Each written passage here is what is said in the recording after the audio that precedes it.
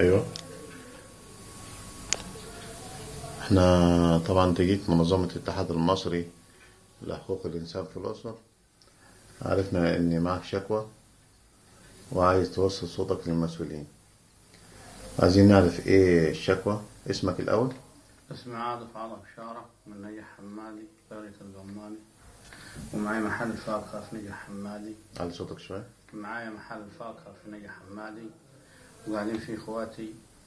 جاء في يوم ضابط اسمه محمد بن المهدي، ضابط معاون مباحث، راح لاخويا المحل وعمل له محضر اشغال طريق، وكتب له اني عرض اشغال الطريق مترين في طول متر ونص، اللي هو شغل الطريق يعني مترين عرض ومتر ونص طول.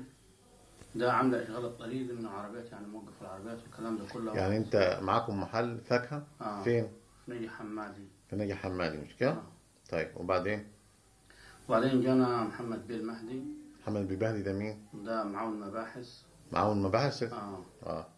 جاب نجي حمادي؟ جاب عربية ميكروباص. بعدين؟ ودخل المحل، خد 7 صبايط موز من جوا المحل، وخد قفة برتقان فيها 100 كيلو برتقان، وخد قفص بلح فيه بتاع 30 كيلو بلح، وخدهم حطهم على شبكة العربية الميكروباص، رماهم.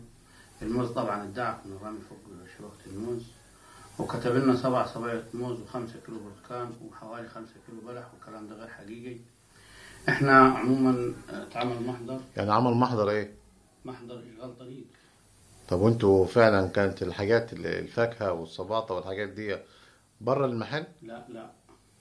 ما كانت فين؟ لا، كانت جوه المحل. احنا طالعين بالمحل 40 سنتي حسب القانون اللي جاي عليه المحافظ عادل لبيب، وحسب الرخصة وحسب يعني المحل ده مرخص؟ مرخص برخصة من سنة 88.